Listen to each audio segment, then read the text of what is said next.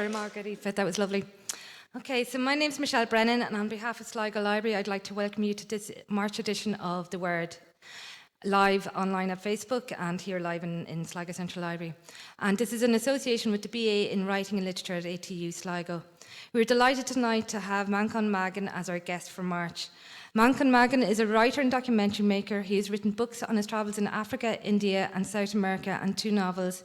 And his latest book is Listen to the Land Speak, and he's currently presenting a documentary on T.G. Carr, Ag Trial October on the Holy Wells of Ireland. Manchán will be in conversation with Tim Hannigan, the author of a number of history and travel books, and he is a teacher on the Writing and Literature programme at ATU Sligo. For music, as you've just heard, we have the lovely Aoife Hammond, who will be providing music for the evening.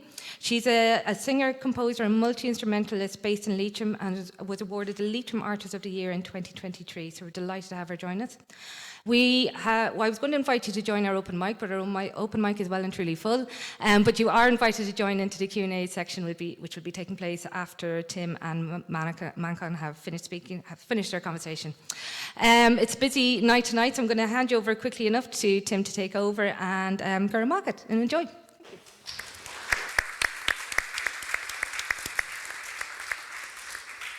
Thank you, Michelle. Thank you, everyone. Look, literally standing room only. And there was some concern with it being the Easter holidays that nobody would come, but they clearly did. Just to explain, because you might be thinking, who's this lad? Where's that accent from? I'm a Cornishman. I'm a travel writer and a travel writing specialist, which is why they gave me to Manchán. I come from a place with its own history and heritage of land and landscape and language fading and coming back and so on. So there were resonances. That's why they gave it to me. One of my aspirations for tonight is that I'm going to increase my very small Coplafocal, so I'm hoping that Manchán will give me some words. Michelle's already introduced him, and I feel like he doesn't really need much introduction at this stage, but just to add a couple of details.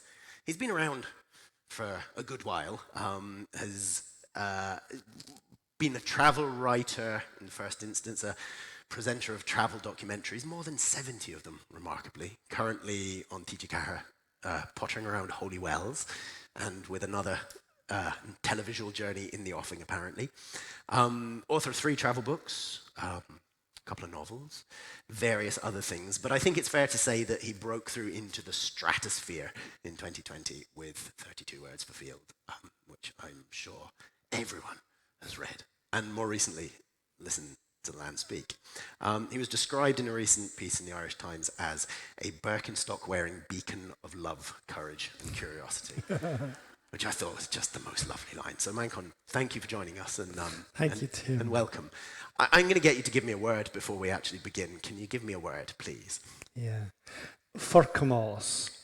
Forcamás is the unsteadiness of a stone about to fall. Forcamás, F-O-R-C-H-A-M-A-S, Forcamás. I love that. I know. There's lots of unstable stones where I come from. Just to say, like, I'm doing a disservice. I'm going for all the romantic words, and I'm relying on Tahiro Dineen, Father Dineen, who wrote this book, two editions of a dictionary in the 1920s, and he had a romantic definition of words. So the whole thing is built on a particular concept of romanticizing words. There's loads of dull words in Irish. I'm cherry-picking the nice ones. Well, why not? That's what writers do. Yeah. That's what the entire business is founded on.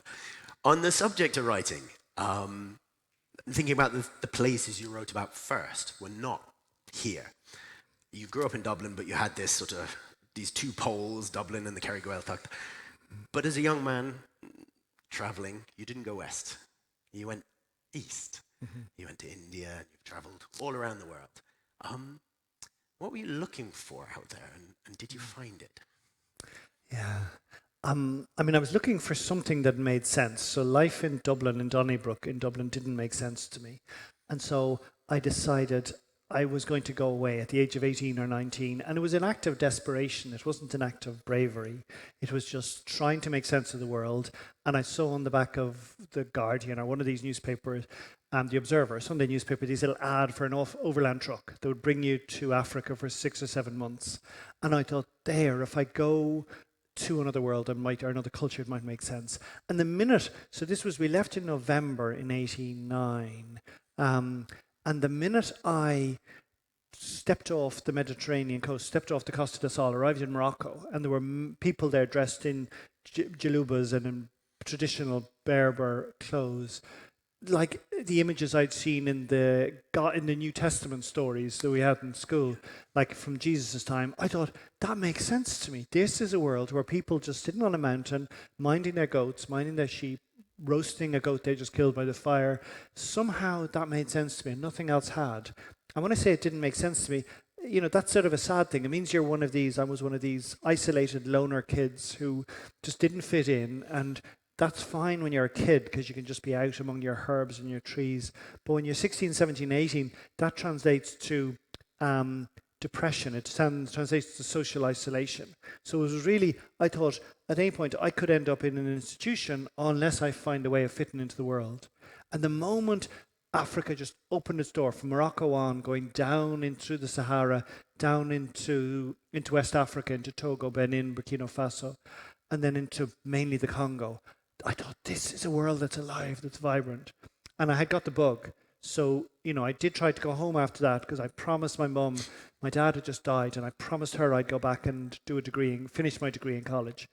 And I did. I did 2 more years in UCD, and then I just went off to, as you say, to India and South America, seeing cultures that were trying to adapt to the modern world, and it's so much of their own belief system and their own connection to land and landscape and spirit still there. And just, it fed me so much. I'm just thinking about the those more than annual journeys as a child to Dingle, to the Kerry Gaeltacht. And you write in a really interesting way in 32 Words for Field about how, despite being an Irish speaker, you were in some ways a foreigner there, or maybe neither one nor the other. Would you say that those childhood experiences of Dingle were actually your first experience of a foreign place and of being a foreigner? And how was there a kind of resonance or a replication of that in Morocco and India and wherever else? Like all that only made sense to me when I was writing. It took like 7 years to write 32 Words for Field, and all that only made sense to me then when I was writing. And I thought, of course, that's why I was always looking for these cultures on the edge. So, first when I was doing the travel books, and when I was living up in the Himalayas or living in the Andes or going down to Africa, I was always looking for those small minority cultures that still had an ethical and ethnic and cultural connection to their past, but were trying to cope with the modern world. And again, when I started making the travel documentaries with my brother, with Ruan, about 8 years after. So if I started traveling in 89, then in 96, I suppose, I started making those programs. We were looking for the same thing. And it was only, so 32 Words for Field came out in 2020. So I started writing that 6 years before that. And then I think, oh, right, that's what it was about. I had 2 worlds, as you said. I had that world of my birth in Donnybrook in Dublin, and it was comfortable and it was safe, and that's where I was schooled, and that's where I'd, watch the Brady Bunch and Chips and whatever, Jaws and things in Star Wars. But as you say, I knew that I was getting an entrance to a hallowed world, to a deep, resonant world when I went to West Kerry. But you can't put words on something like that at the time. It seemed sacred, but also my grandmother was emphasizing the whole time the uniqueness, the value. Because, she had got her connection with that because her uncle, the O'Reilly, had brought her back to the Blasket Islands in 1912. And the O'Reilly, his first cousins were translating the old manuscripts, T.F. O'Reilly and Cecil O'Reilly, the 1890s, 1910s. And they realized that the stories they were telling from the Táin Coilne and the Ururiacht and the Fionnacht, the old sagas that could be thousands of years old, maybe only a few hundred, most likely a few thousand. In fact, definitely a few thousand, because we're seeing echoes of them in the Mahabharata and Vedic texts in India.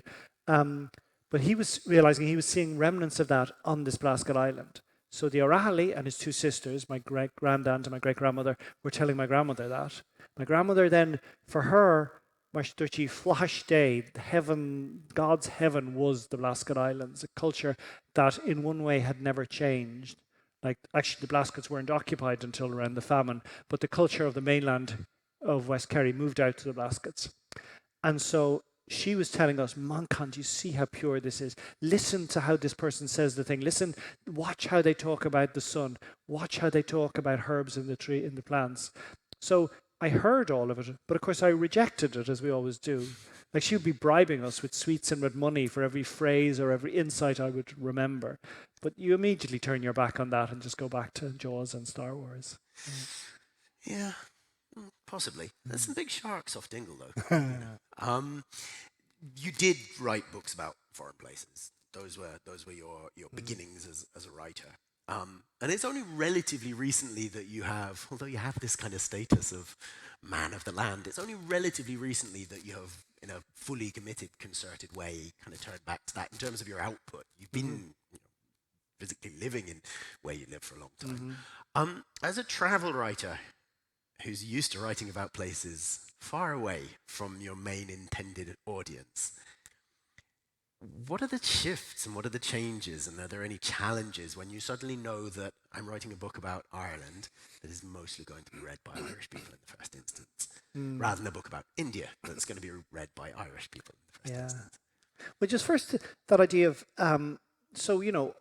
when I was living in Africa, when I was living in South America, I was running an organic farm, a 26-acre organic farm we had, I think, about 30, no, it was a lot older. We had 26 different types of fruit and vegetables, all grown organically. We had a vast place it was in the low foothills of the Andes. And we were doing everything in the traditional way, and has been done by the campesino farmers for a long time. In the same way, when I was up in the Himalayas, we were living as medical supervisor to lepers in a leper station. We were living a traditional life. So I came back to Ireland in '97, and that's why I built my own house out of straw bale, and that's why I was growing my own vegetables. But no one in Ireland wanted to know that at the time. Particularly, I was writing for the Irish Times. The Irish Times were disgusted. And the odd time I'd pitch stories. I'd do a bit for RT Radio at the time, on the likes of Jerry Ryan and Ryan Tubridy. Jerry had some interest, but the rest had no interest. That was dirty, That type of being a hippie and growing your own things and having a compost toilet and building your own house. People begged me not to build my own house, and that was in '97 because we had a memory of that was just mud walls and damp running down the walls. In the same way, that was our attitude to the Irish language too. It was either a language that was backward or a language that was beaten into us. So I was living that, but I can guarantee you no one wanted to know. And the moment things changed, particularly in the Irish Times, was after the economic crash in 2008. Suddenly, the editors knew I lived in this little hovel that I built myself, and they definitely didn't want it mentioned in their glorious papers with all the expensive ads for products. Then they ran to me and said, "Did you really build your first house for €6,000? Did your second house for 26,000? Tell us how to do it. And are you growing your own vegetables? Do you have a compost toilet? Are you putting your own poo back on the land?" That same interest in the rudimentary, the rootedness, the way of being a glí or the chrona fertile, as Martino Diron said, as lying back on your stout oars, in other words, of being rooted to a particular place, chimed with us when the economic system failed in 2008. And then with every other collapse of, at the same time, Christianity was being shaken, and then as we became more and more aware of climate change and realizing the other sacred world. So if our economy was shaking, the banks were shaken, the Christianity was being shook, and the climate, we were looking for certainty. And then the fact that I was trying to root myself in something that made sense, something from the past, suddenly I noticed that commissioning editors in RT or in TGR were interested in these ideas. I wasn't just the weirdo hippie. And the Irish Times likewise. And it gave me the courage to think, I think I can write a book. I can find a way of writing about the Irish language in the same way that I know if I wrote a book about the culture of Peru or of Mali or of Ethiopia, I could enchant people with the very many layers of culture, of the connection of spirit, of the rootedness of land, of the ancestral tradition. So I knew I could go to Nepal and tell those stories because it was alien and people liked it was exotic.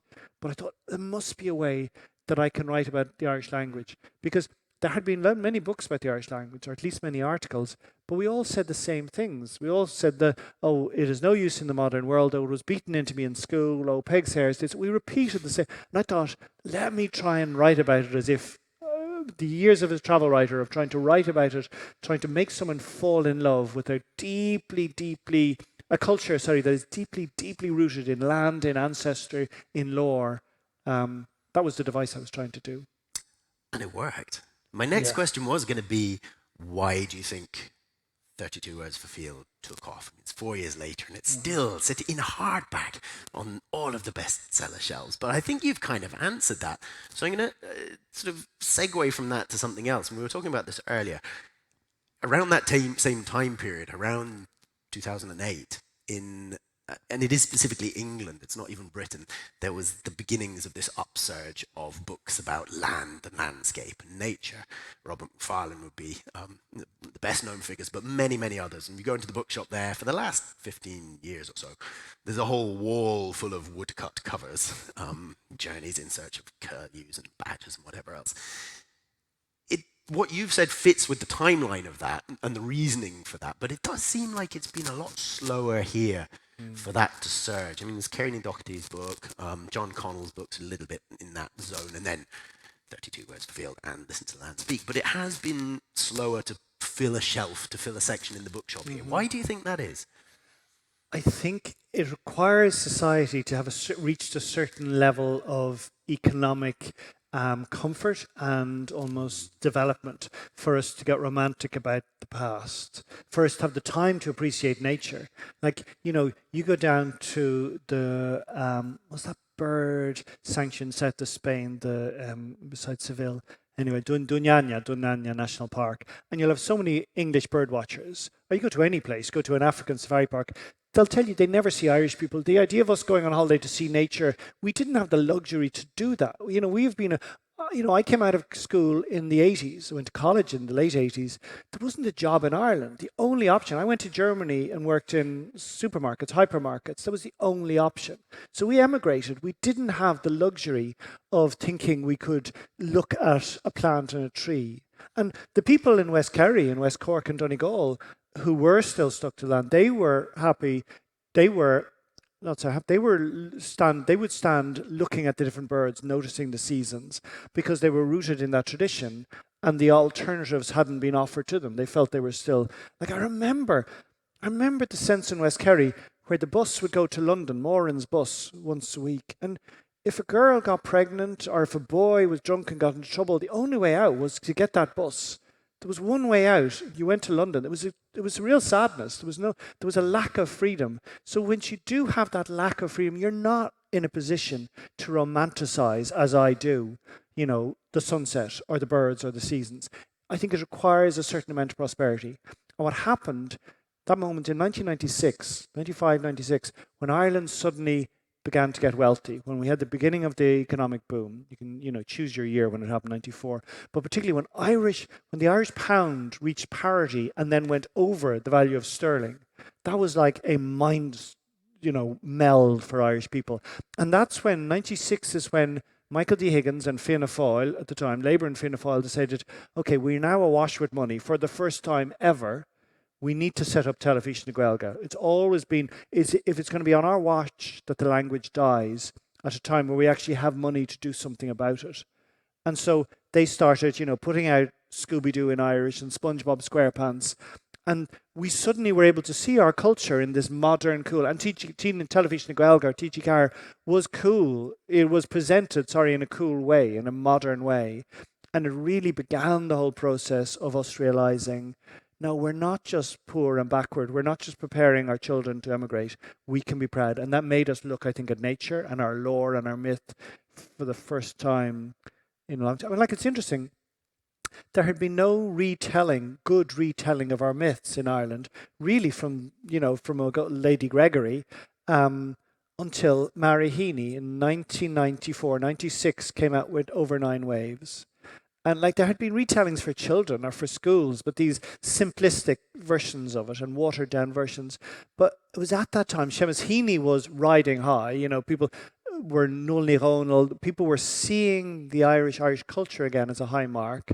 And it's no coincidence in a way that it was Seamus Heaney's wife, Mary, thought, no, I can look at our lore, our stories from a position of pride, and that they're the equivalent of what Seamus was doing translating the great Greek works, or that other English people would have been going to Native American or African, or Ben Ockery was doing in Africa. I'm going to pick up on something you said there, but first, can you give me another word? I will, yeah. I'll give you the word boroite. So boroite was a word. So, you know, a few years ago I did a project, Sea Tamagotchi, where I was gathering words from fishermen. And in fact, I went out to the the peninsula that the castle is on, that the Ligor boots were on, Mahara, thank you, Mahara. And was it Vincent who brought me on though? anyway, when I collected some words there, and I didn't put those words up on my website, unfortunately. I got some gorgeous words, but it was just going to the lore keepers, particularly the coastal people, and getting words. And I went to Connemara to Lettermallen, and a man gave me the word Boroita. And Boroita means a reef. It means an underwater reef that always has a dense forest of kelp growing on it. John Vabajak O'Conneilla gave me this word, and he said that there'll always be mangachigs balachi arean boroita, so there'll be a load of ballon wrasse and pollock, unlimited supply. So if you and I look out, we don't see anything because it's an underwater reef. We don't see the reef, we don't see the kelp forest on top. But they always knew where they were, passed down from father to son, ogloin gegloin, from grandparents' knee to grandchild's knee, grandparents' knee, for untold times. And you might say, we don't need a word like Boroita now because we have echo sounders.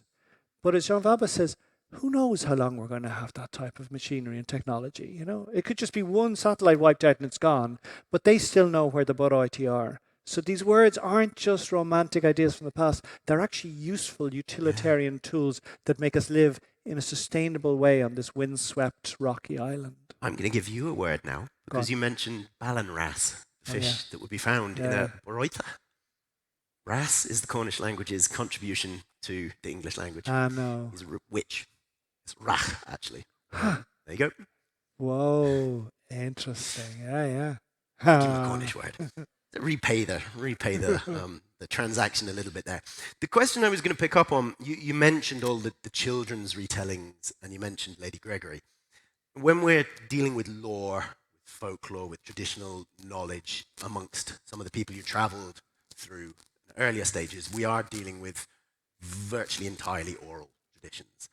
But here, in most of Europe, but here as well, that has had a textualizing process. You had all these big house-dwelling Victorian folklore collectors pinning it down, and then you had this process of retelling for children. How do you manage to break through that kind of wall of largely Victorian textuality to reconnect, which I think is what you're trying to do, particularly in the last book? Yeah. Exactly. First, it'll be academics and scholars who'll do it because it can be done in the same way as like linguistics shouldn't be an amateur sport. Like there's a technique, and a linguist will know immediately if a word is Irish or from another country. In the same way as lore can be unpicked. It's almost, AI will be able to do it in the same way, But for the moment, what we're seeing, the great thing at the moment is this waking up of realizing, oh yeah, the stories we have were written through a particular prism, a particular lens. There's a beautiful quote from Nuala Ní Dhomhnaill where she says, every generation needs to reinterpret their myths. And of course, any culture will tell you that. That's what you do.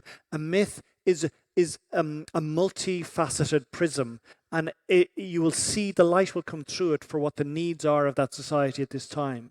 So the last time, as you say, we engaged with our lore, our myths, was the 1890s, 1910s.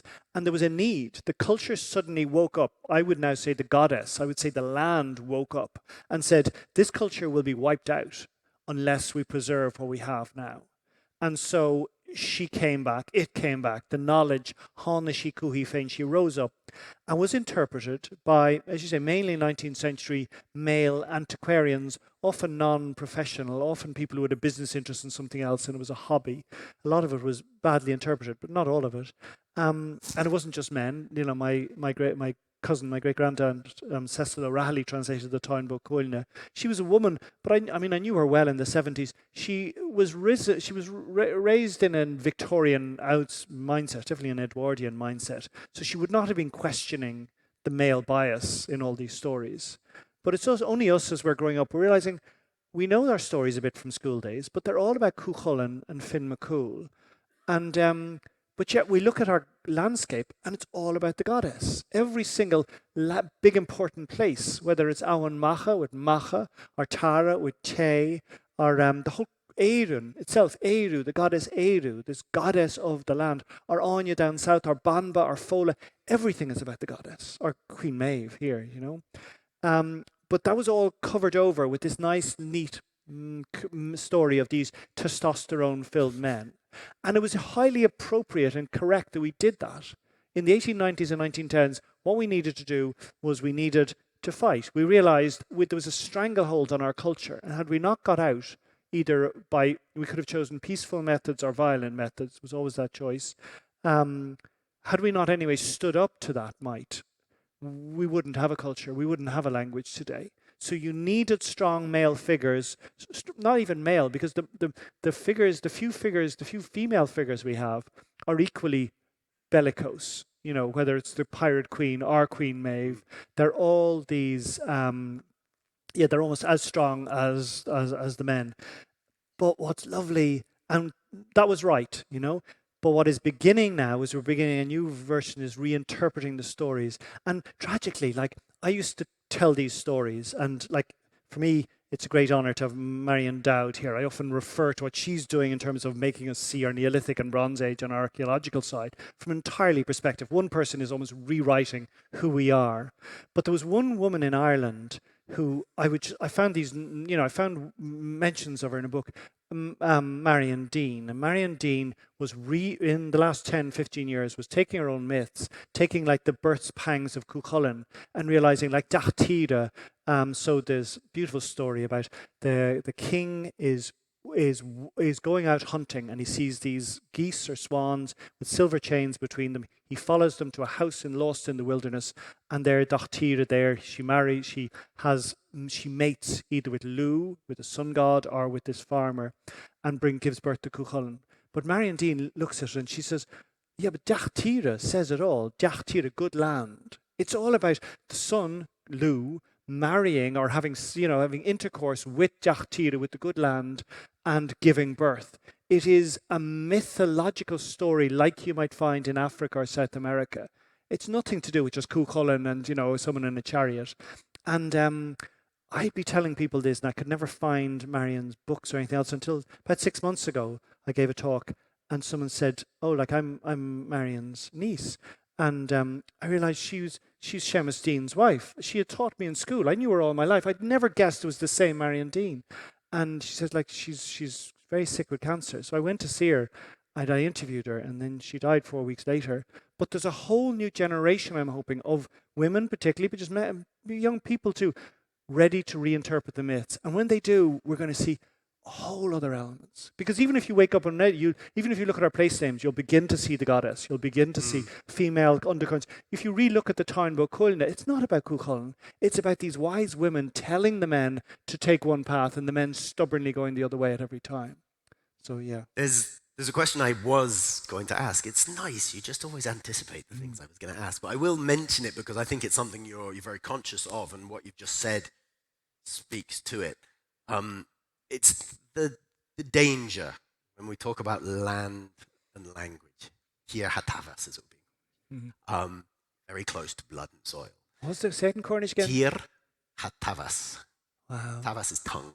Taras is tongue, which is also language.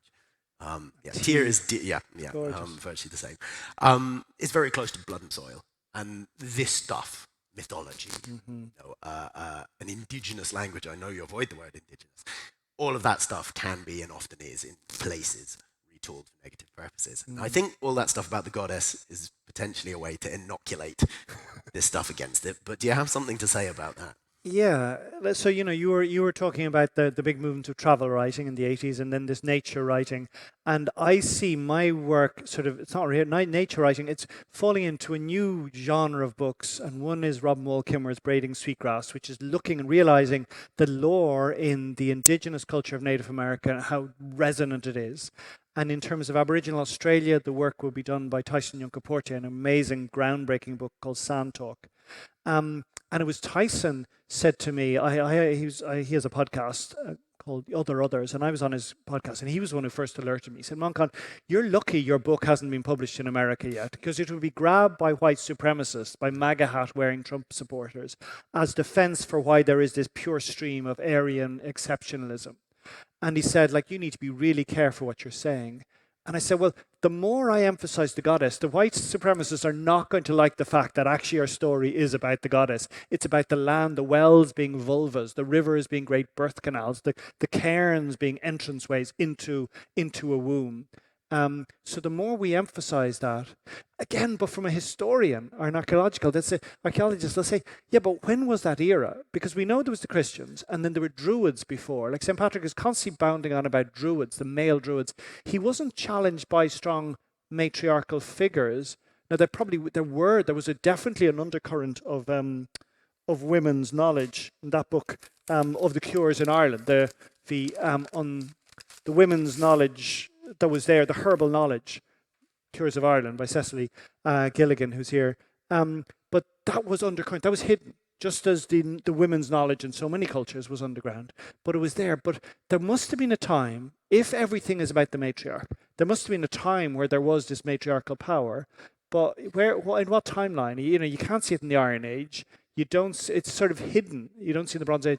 And that again is when I'd hope it's great to have the likes of dreamers and New Age mystics like me dabbling in this. But it only works if academics and scholars find some strong resilience to go behind it. Otherwise it's just New Age waffle, But you do need people like you to then Yeah. communicate it. I get away with it. So in a bit like, Crouching Tiger, Hunt, Flying Dragon, and they have these war in the bamboo forest, and they're all jumping through the bamboo forest, and it looks amazing. But if you stop and think, you think, wait there, what's going on? So my books, I'm throwing all these ideas out, and they just about stand, but they will fall like a deck of cards unless, they're built on something more solid foundation. You were saying that to me earlier, and I made the point that may be so, but you also have a breadth. I said there's not too many people I could go to for dialect words from Dingle and also from Donegal, and from everywhere else in between. So there's a great value in that. You in the same recent Irish Times article said that I want to make the land enjoyable in a light-hearted way, and I think you have definitely done that. And I think it's probably fair to say, Manchán, you're pretty much a national treasure at this stage. So just to finish before I open it to the audience, what are you going to do with that communication power that you have next? I do believe, so my books have done well in Ireland, but I believe I believe two things. First, I believe there's an onus on us in Ireland to reconnect with this lore and language. There's nothing unique or exceptional about Ireland. Every culture in Europe, so my next book coming out in October is about the links between Ireland and India, Ireland and Vedic India. And of course they're there because we were the same Indo-European language and had a lot of the same Indo-European culture. It was all over Europe, but it remains on the isolated margins. It remains in Ireland, in Cornwall, in Scotland, and it remains in India too. And because it's still here in our stories, in our language, in our attitude to land, we, I think, have a onus to reconnect to it. And it seems the land wants us to reconnect to it. It seems that's maybe what Yeats was asking us to do. And at a time where we are yearning, where Ireland, but the world is yearning for a deeper connection, we have one bit of the answer to that puzzle. So I think we in Ireland need to do that. And then me personally, I think there are things in my book that I need to find a way of internationalizing, of talking about in an international way. In the same way as I say, Braiding Sweetgrass with Robin Wall Kimmer has found a very intimate story about Indigenous culture and lore connects with the world, and Tyson Yunkaporte. I need to find a way of doing that with Ireland, but all of us do, because every one of us in this room have words of Irish, our memories from our grandparents, our names of particular fields, our rituals that was done, particular wells or marketplaces. The accumulated, stored knowledge in Ireland is uncanny. And of course you'll get in a remote French village too, but just because we didn't develop as quick as other places, it's near the surface here. Yeah. Thank you. I'm going to open it to the floor now. Watch this, a wall of hands rising. Or maybe none at all, in which case I'll ask the further 10 questions. There's one at the back there, yeah. Just wait for the microphone because everyone else in the room won't hear you. Colin, you might remember. Hey, Colin. How are you getting on? I was just thinking, because of your era, that you were late 80s in UCD, you might have known Terry Dolan, Terence Patrick Dolan, who used to be on the radio every few weeks talking about the shifting ground of accents in Hiberno English. And he passed away, and I don't think anyone replaced him. Do you think, you're very focused on words, but do you ever dive into the shifting nature of accent in Irish? Does that make sense? It does, yeah. Yeah. No, again, I think the beauty of what he was doing are what Omar, no, what's his name? The man in UCD, Diarmid O'Mahila, was doing, was they were schooled in the understanding. They could they had the academic understanding behind them. But Colm, I put the question back to you. What you were doing with Dian Cecht and trying to recreate his herbal garden. Oh, what's fascinating is the only sense we do have about the herbal knowledge, the amazing knowledge that was had by Irish people about the herbs, about the mushrooms, about the different frogs and things. It was put onto a man, Dian Cecht, and it was most likely it was women who had that lore. But your early attempts to try and recreate that knowledge, and all of us are having to do that in our own little ways. If we hunt out an undiscovered well, we have to remember how it was used. Or if we come across these old words, we have to remember how they were used. Or even a spiritual site. How do we relate to Knocknaree now, Knocknarea? And again, I find it really interesting talking to Native American people and Aboriginal people who are facing the same thing, who went to residential schools, had their culture wiped out, and are having to refine the way that their people related to the land, to the herbs, to the plants, to the seasons. Yours was an early attempt to do that, to create the bath that would heal us all. Any other questions? Hello, Manchán. Manchán, I think there's a great power in you. I think you're a very powerful person, and it's a power that I think we instinctively find very attractive. And I was wondering, would you like to be, that you could be president of Ireland?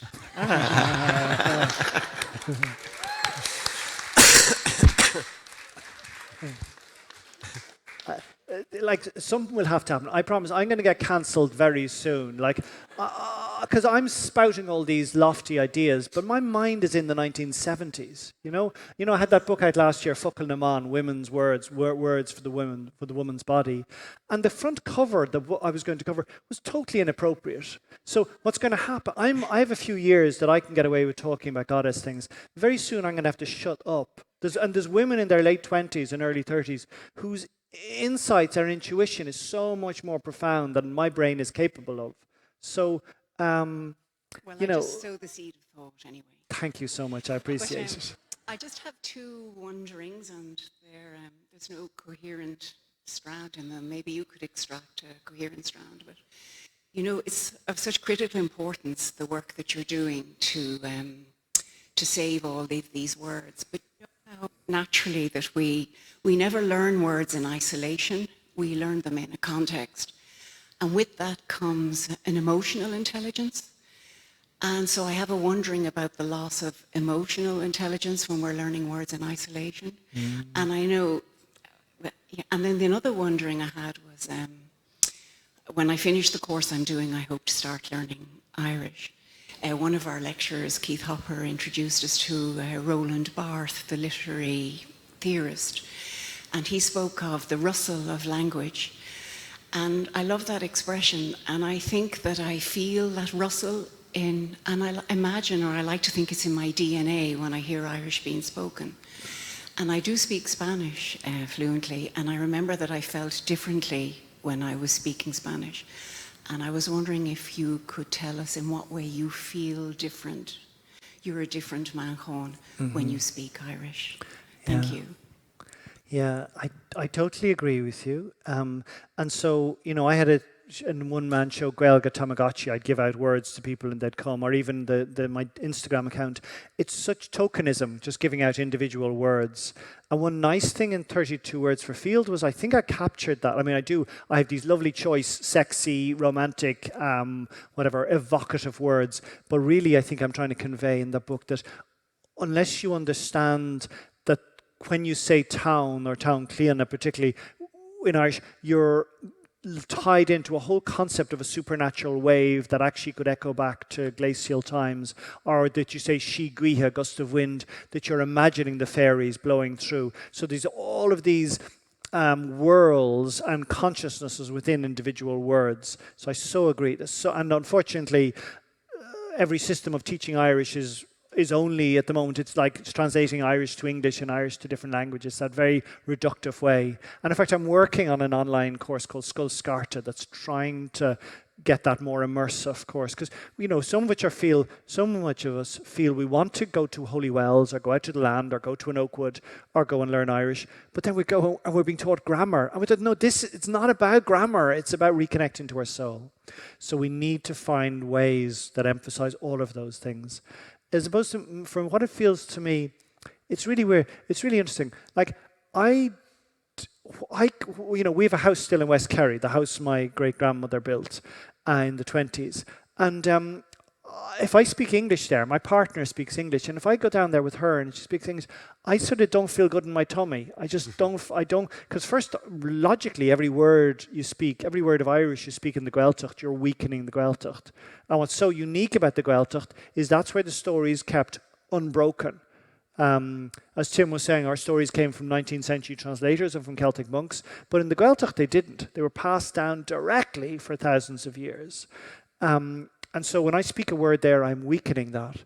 But in the same way, when I speak Irish in Dublin, it doesn't feel quite right. It feels a bit like a statement or something. And there could be a time, could be a very simple shift for Irish to feel natural in Dublin. But it's a visceral thing. When I speak Irish in West Kerry, it flows, and I flow into the landscape, and I flow into the ancestral memory going back thousands of years, and I breathe easier. And then if I speak it elsewhere, it's nice, but it is a slightly diluted affair. It's not quite as impactful as speaking it in a place where it has never died. I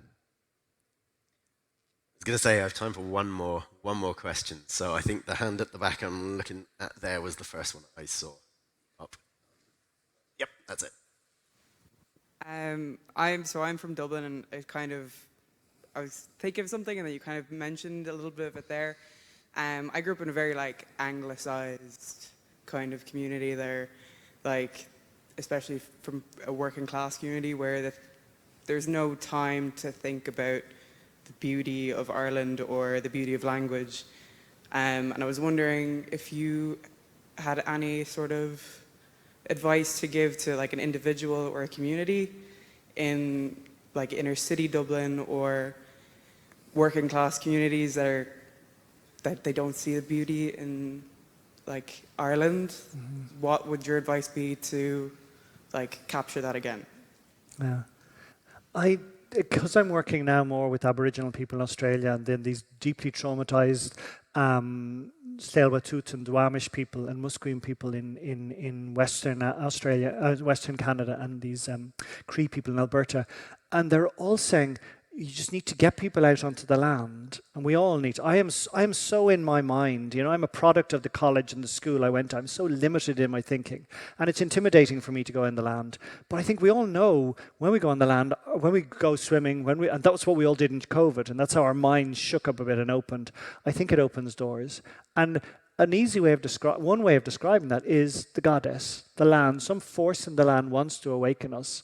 And I think that breaks through all the other limitations. And as you say, I have so many limitations and narrowing confines, and everyone in this room does. And if it's true that the culture, the language does want to revive again, does want us to become these zealous guardians and these dreamers so that we can then play our part in the world, then it'll happen if we allow it to happen, I think. And it's a big claim, but it's not, because every single day I see on my Instagram, my Twitter, and now my TikTok account, people feeling that same connection. It's utterly illogical. And I think 10 years ago it wouldn't have happened, because there was always a tiny few whack jobs, dreamers, idealists on the sidelines, and we laughed at them. And now all of us are beginning to feel little bits of that. So I think we just need to let it happen in us. Perfect point to end on. Hang on. Gurmila Mocheth and Míle Miraz Mocheth. Brass. Saying Cornish.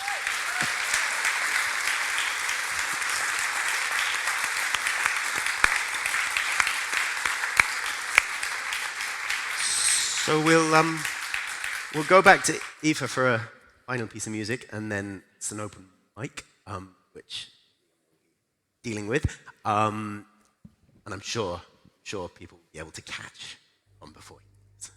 You might be here all night, but thank you, everyone. Great. This is a song called Tomach Launa Stainta, and it translates to My Match is Made. And it's a song about an arranged marriage, and in the song, a person is set to be married, and he rejects the marriage. And often with arranged marriage, it would be to do with land and property, and he rejects the land and property, and he heads off to the hills into the land. And what I like about that kind of rejection in the song is that he is engaged with nature. The birds speak to him. They actually tell him that his real love is gone, but still there's a communication there that he has, and that's why I kind of chose to do this one. Tomach Launa Stainta Arurer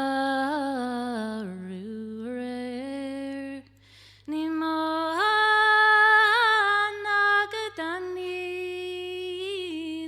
On Van Lom Fein Och Dagi Me Moyi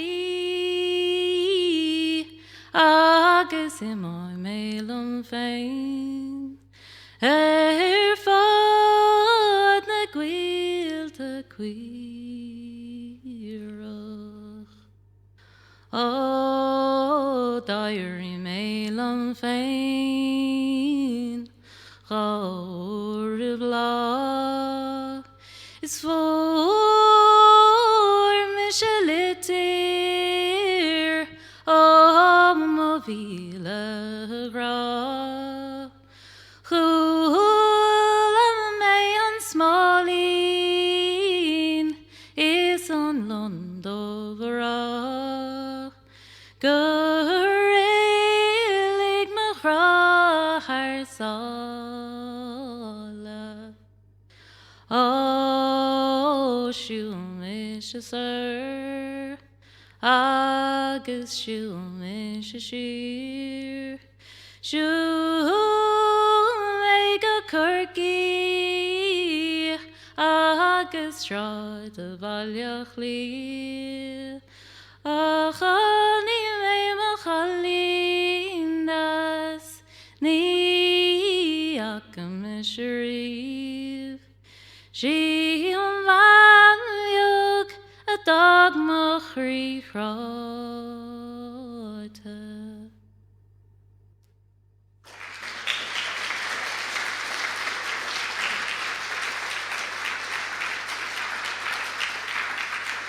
Okay, so that's just been an amazing evening. I just want to say a giant garamaga to Manchán and Tim for such a fascinating evening.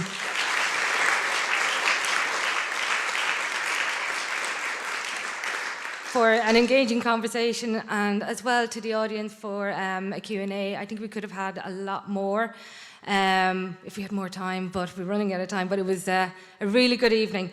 The open mic was lively and varied as usual, and great to hear some new writing. And the music from Aoife has just been fantastic this evening, so it's been a fantastic evening altogether. Before I hand you over to Aoife now for a final song, I just want to tell you a few upcoming events in Sligo Library. Our final word for this term takes place on Wednesday the 24th of April, and actually Tim will be featuring that night, so we'll get to know more about him, and he might have a couple of more focal of Cornish for us to learn that night maybe as well. We also, if you want to learn some more Irish, we have begun a Circle Cora here in Sligo Library, and we're meeting again on Friday the 12th of April. It's at a lunchtime slot, so if anybody's on a lunch break and wants to come in and practice your Gaeilge, you can do so here, or if you want to build on your Gaeilge, if you want to learn to use it a bit more like me, you can come in and you're welcome to have a go here. And also we have a few events coming up in May. We have poetry workshops and events for Baltona as well. So if you want to find out more about Sligo Library events, you can become a member at sligolibrary.ie, and you can also leave your contact details at a desk there to be added to our mailing list. So just a final garamagat to Manchán agus Tim, and I'm just going to hand you over to Aoife for a final song. Garamagat slán. Gumila. Oh, mullum sing ran or nag squeha. Shane through a nachrev tahari sharshari and Sean for the venne yushi shachorloch nadina. Shecher mische faulum nacham aspiana. Is from said idle orum sheacham of reason. Go walk a soon ran orn and ugly aspiana. Oh, sklidum and star of ocham her wheelown. Is hug melum a go and go camisa. Is not mishavan and garia sangar de viamol yimpel. Nor the free maid and can afford caras and fiena. Is from said idle or from sheacham of reason. Go walk a soon gran orn and ugly is fiena. Is not mishavinska thurshock ik togas is six griba. I go bird on ocher ho will ocher egus mila. Agus uskalo she dorsha agus glassen in the heron. Is curry shane a tinkerish na stillery even. Is from said idle orum sheacham of reason. Go walk a soon ran orn and ugly espiana. Is not mishavinska brown ach gach down ach isla sira. Ik shul an shosang ardin a fanyas megel himpel. Agus shillam ach widora igoni nor as winim. Gorolkon oberdom sa vehigoni erum guisha. He is from said idle orum sheacham of reason. Go walk a soon ran orn and ugly espiana. He is from said idle orum sheacham of reason. Go walk a soon ran orn and ugly espiana.